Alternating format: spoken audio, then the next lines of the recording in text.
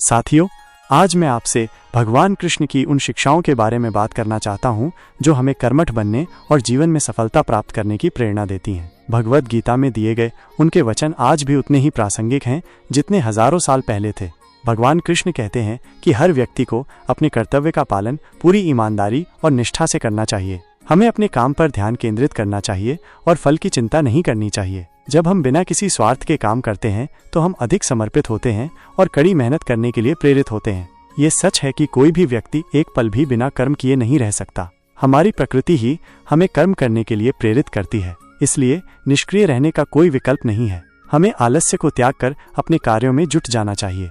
याद रखिए, केवल इच्छा करने से कोई भी कार्य सिद्ध नहीं होता। जिस प्रकार एक सोए हुए शेर के मुंह में हिरण अपने आप नहीं आता, उसी प्रकार हमें भी अपने लक्ष्यों को प्राप्त करने के लिए प्रयास करना पड़ता है। कड़ी मेहनत करनी पड़ती है। ज्ञान प्राप्त करने के लिए भी हमें प्रयास करना होता है। श्रद्धा, लगन और इंद्रियों पर नियंत्रण रखना आवश्यक है। जब हम ज्ञान प्राप्त करते हैं तो हमें सही दिशा मिलती है और हम अधिक कुशलता से काम कर पाते हैं। हमें अपने लक्ष्यों पर एकाग्रचित्त होकर काम करना चाहिए। जिनकी बुद्धि स्थिर होती है वे अपने लक्ष्य पर टिके रहते हैं और कड़ी मेहनत करते हैं। वहीं जो लोग अनिश्चित विचारों में खोए रहते हैं वे आलस्य का शिकार हो जाते हैं। बुद्धिमान व्यक्ति हमेशा फल की आसक्ति छोड़कर कर्म करते हैं। वे जानते हैं कि उनका ध्यान केवल अपने कर्तव्य को पूरा करने पर होना चाहिए। ऐसे लोग जीवन के बंधनों से मुक्त होकर शांति प्राप्त करते हैं।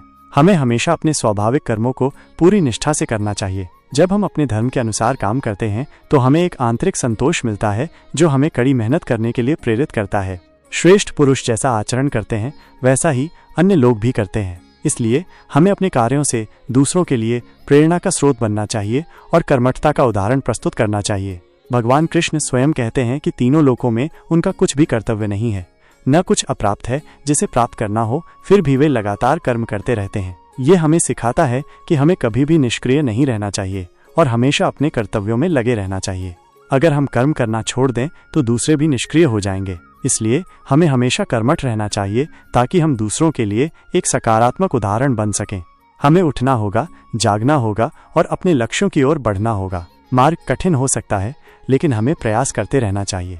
हमें अपने मन को नियंत्रित करना सीखना होगा। मन ही हमारे बंधन और मोक्ष का कारण है। जब हमारा मन शांत और स्थिर होता है तो हम अधिक कुशलता से काम कर पाते हैं और आलस्य से दूर रहते हैं। हमें सुख दुख, लाभ हानि और जय पराजय को समान भाव से देखना चाहिए। जीवन में ये सब आते जाते रहते हैं। हमें इनसे प्रभावित हुए बिना अपने कर्तव्यों का पालन करते रहना चाहिए और कड़ी मेहनत करनी चाहिए।